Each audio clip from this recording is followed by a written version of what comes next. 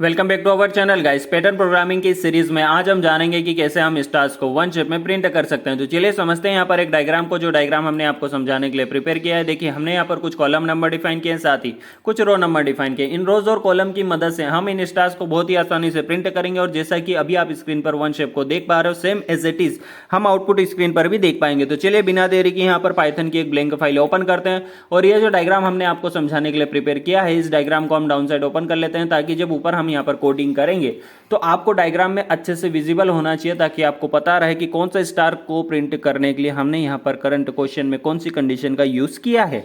अब जैसा कि आप सभी जानते हैं कि हमें यहाँ पर रोज और कॉलम को प्रिंट करने के लिए फॉर लूप का यूज करना होगा, क्योंकि हम लास्ट लेक्चर में फॉर लूप को पूरी तरह से जान चुके हैं। तो यहाँ पर भी हम फॉर लूप का ही यूज करेंगे। तो मैं यहाँ पर लिखता हूँ for row in range function. अब आप बोलोगे सर यहाँ पर ये रेंज फंक्शन का यूज क्यों करना है? देखिए, बेसिकली इस क्वेश्चन में रेंज फंक्शन का काम है आपके फॉर लूप को चलाने का। फॉर एग्जांपल, अगर मैं यहाँ पर लिख देता हूँ 100, तो ये क्या करेगा? 100 टाइम्स तक चलने की परमिशन देता है आपके फॉर लूप को। कौन?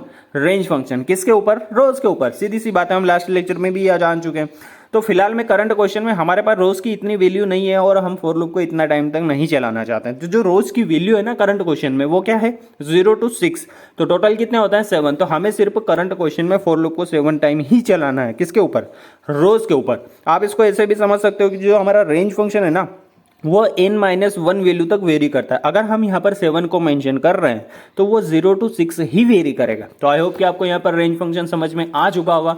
सेम काम करेंगे हम कॉलम के लिए। तो मैं यहाँ पर लिख देता हूँ for column in range function again. ठीक है, अब जो हमारे पास कॉलम की वैल्यू है करंट क्वेश्चन में, वो है 0 to 4। तो टोटल होते हैं 5। तो हमारा यहाँ पर रोज और कॉलम का काम पूरी तरह से हो चुका है। अब बात करते हैं कि कहाँ पर हमें इन स्टार्स को प्रिंट करना है और कहाँ पर नहीं करना है। देखिए, दोनों चीजें यहाँ पर करंट क्वेश्चन में इंपॉर्टेंट है। तो अगर हम यहाँ पर ये कंडीशन वाली बात करें, तो पाइथन प्रोग्रामिंग में जितने भी कंडीशनल वाले काम होते हैं ना, वो हम करते हैं इफ एल्स कंडीशन की मदद से बहुत ही आसानी से। तो करंट क्वेश्चन में भी हम इफ एल्स कंडीशन का यूज कर सकते हैं बहुत ही आसानी से, क्योंकि हम लास्ट लेक्चर में इन दोनों कंडीशन के बारे में बहुत ही अच्छे से रीड कर चुके हैं। अब बात करते हैं कि इफ कंडीशन के अंदर हम वो सारी कंडीशन मेंशन कर सकते हैं जहां पर हमें इन स्टार्स को प्रिंट करना है। तो अगर आप डायग्राम को ध्यान से देखोगे तो आपको यहां पर पता चलेगा कि रो नंबर 6 के हमें सारा स्टार्स को प्रिंट करना है। तो अगर मैं यहां पर इफ कंडीशन के अंदर रो इक्वल टू 6 मेंशन कर देता हूं, तो ये क्या करेगा? आपका प्रोग्राम रो नंबर 6 के सारा स्टार्स को प्रिंट कर देगा, जो कि हमें रिक्वायर्ड है। तो हमारा यहाँ पर काम हो चुका है। अगले स्टार्स को प्रिंट करने के लिए अगली कंडीशन यहाँ पर मेंशन करते हैं। देखिए, अगले स्टार जो हमें रिक्वायर्ड है ना, वो है कॉलम नंबर 2 के। तो अगर मैं यहाँ पर लिख देता हूँ कॉलम इक्वल टू 2, लेकिन ये कंडीशन क्या करेगी? कॉलम 2 के सारे स्टार्स को प्रिंट कर देगी। लेकिन अगर आपने ध्यान दिया है तो कॉलम नंबर 2 के जो स्टार्स हैं उनमें रो नंबर 6 वाला स्टार हम ऑलरेडी प्रिंट कर चुके हैं। तो अगर मैं यहाँ पर ऐसी कुछ कंडीशन ना लिखूं जिसके साथ रो नंबर 6 का स्टार प्रिंट ना हो, तो यहाँ पर क्या होगा? वो स्टार एक स्टार के ऊपर ओवरलैप हो जाएगा, जो कि हमें यहाँ पर बिल्कुल नहीं करना है। तो इस कंडीशन के साथ मैं यहाँ पर एक कंडीशन और ऐड कर देता हूँ कि रो नॉट इक्वल टू 6। तो ये कंडीशन क्या हो गई? अब कॉलम 2 के सारे स्टार्स को प्रिंट करेगी, लेकिन रो नंबर 6 का स्टार छोड़ देगी। तो आई होप कि आपको ये स्टार्स को प्रिंट करने की जो कंडीशन है वो पूरी तरह से समझ में आ चुकी होगी।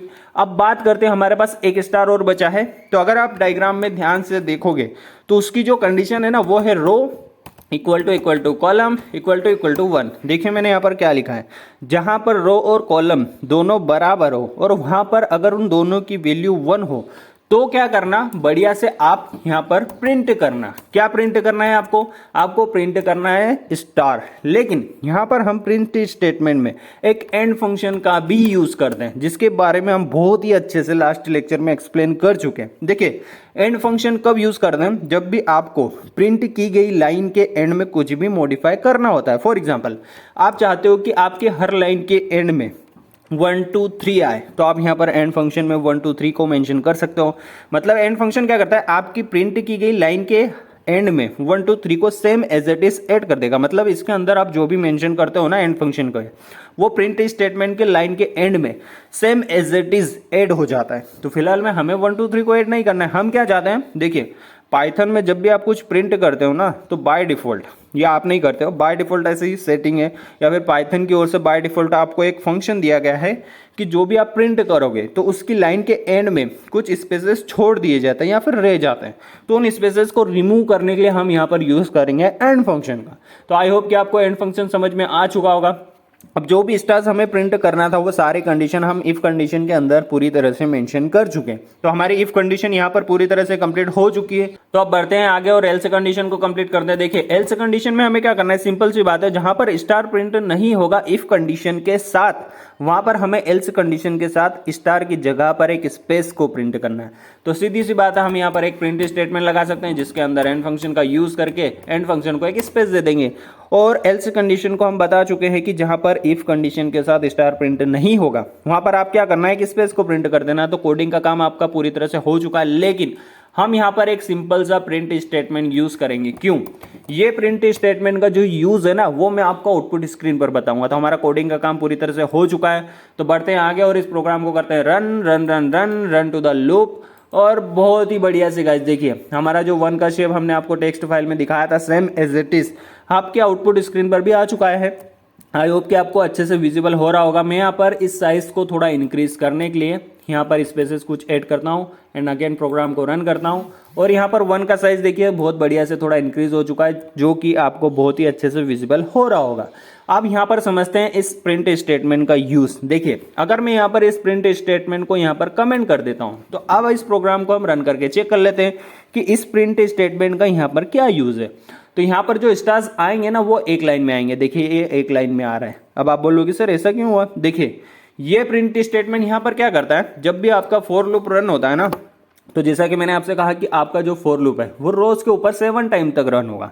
तो जैसे एक बार रन हुआ, सेकंड टाइम रन हुआ, थर्ड बार रन हुआ, तो ये एक सेम लाइन में जो भी स्टार्स उसको मिल रहे हैं ना उनको प्रिंट किए जा रहा है, उसको नई लाइन नहीं मिल रही है। तो ये जो प्रिंट स्टेटमेंट है ना, ये एक बार फॉर लूप के रन होने के बाद जब अगली बार कुछ स्टार्स को प्रिंट करने के लिए आता है तो वहां पर ये प्रिंट स्टेटमेंट उस फॉर लूप को एक नई लाइन देता है, ताकि जो अगले स्टार्स है वो एक नई लाइन में प्रिंट हो। तो आई होप कि आपको यहाँ पर इस प्रिंट स्टेटमेंट का यूज समझ में आ चुका होगा।